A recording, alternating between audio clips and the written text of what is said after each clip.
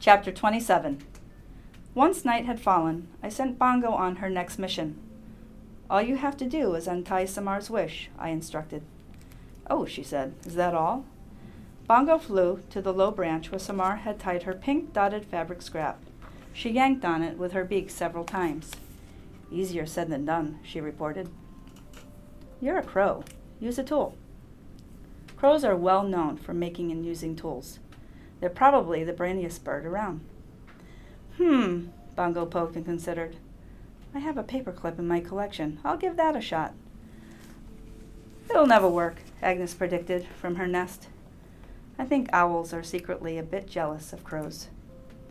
One by one, heads poked out of my hollows, as well as the skunk den under the porch, to watch Bongo at work. What's Bongo doing, Ma?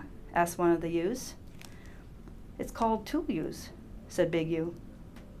No big deal. Folks, if you can't say something helpful, I said, please don't say anything at all. Bongo returned with a small piece of twisted metal. Straightened paperclip, she explained, found it on the school playground. With great effort, she managed to slide the straight end of the paperclip into the knot. But try as she might, she couldn't pull the knot free. Almost got it, Bongo muttered between her clenched beak. Why is Bongo doing that? Harold asked Agnes. There's no explaining crows, Agnes said. Because I asked her to, I said, because it's important to me. With a frustrated groan, Bongo let the paperclip fall to the ground. It's no use, Red, she said. Maybe it's time to give up on this idea, I said with a sigh. I'm not meant to help. I'm meant to sit here, just sit. A gentle wind rippled my leaves. No one spoke. Just wait a minute, said Big Ewe. Maybe I can lend a paw. You're awfully heavy for that branch, Agnes pointed out. Let her try, I said. Carefully, Big Ewe inched her way out onto the limb where Samar's wish was tied. She was indeed heavy, and my branch bowed under her weight, but I held firm. She toyed with the knot, using both front paws. Before long, she pulled the strip free. Ta-da! She cried, clutching the fabric in her right paw. Well, I did the hard part, Bongo sulked. It was a joint effort, I said. Teamwork, and much appreciated, both of you. You have the wish, said Agnes. Now what, Red? Now we wait until Samar comes to visit, I said, and then Bongo works her magic. Chapter 28. The moon bathed us in cool blue light as we awaited Samar's nightly visit. She came out in her robe and slippers. Sitting on her blanket, she waited patiently as the baby scrambled over to see her. Around her neck, she was wearing the beribbon key that Bongo had given her. Where's my crow friend? She whispered, as the ewes somersaulted in front of her. She looked up into my branches, and I was glad I instructed Bongo to hide on Stephen's roof. Right on schedule, Bongo flew to Stephen's bedroom window. She settled on the sill. Samar's fabric scrap dangled in her beak. Carefully, she tapped on Stephen's window. Nothing happened. I told Bongo to be as quiet as possible. We didn't want Samar to see what we were up to. Louder this time. Still nothing. Stephen apparently was quite a sound sleeper. Bongo looked at me. Her eyes said, "What now?" She tried again. Samar started. "What was that?" she asked. Fortunately, Harold distracted her with an attempt to fly onto her arm. It was more awkward hop than a flight, and Samar giggled. Good going, little Harold, I thought. Bongo dropped Samar's wish onto the sill. Nothing. She paced back and forth in front of the window. Then she froze. Her eyes glinted in the moonlight. Bongo leaned close to the glass and performed her very best fire engine siren. By the time Stephen's window flew open, Bongo was already back on the roof, watching her efforts pay off. Stephen peered out.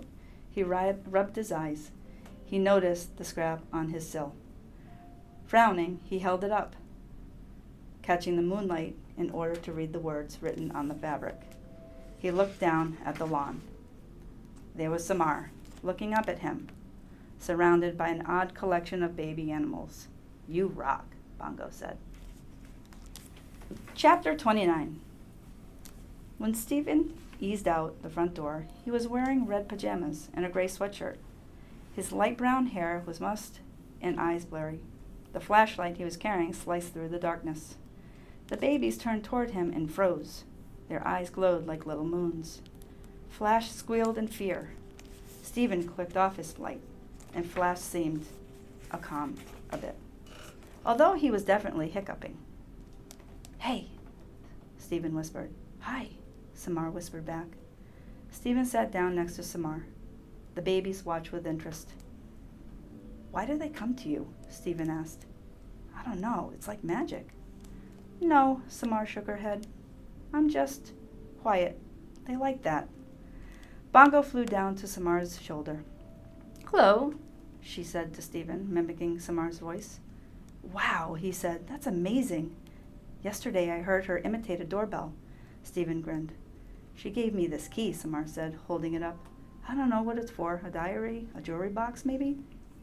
Or the world's smallest door, Stephen joked. For a while, everyone fell silent. Even the baby raccoons were still.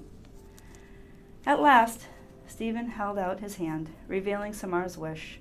I found this, he said. Even in the moonlight, Samar's blush was visible.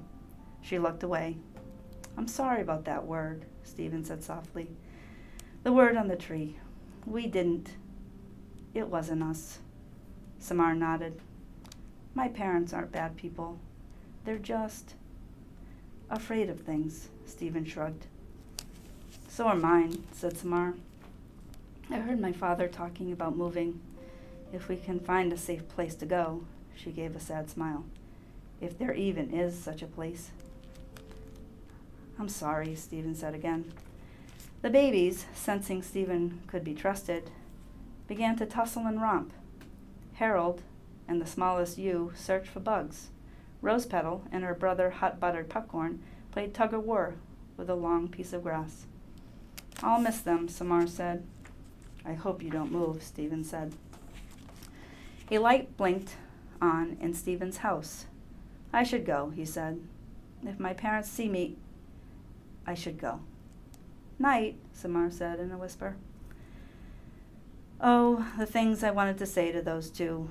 I wanted to tell them that friendship doesn't have to be hard, that sometimes we let the world make it hard. I wanted to tell them to keep talking.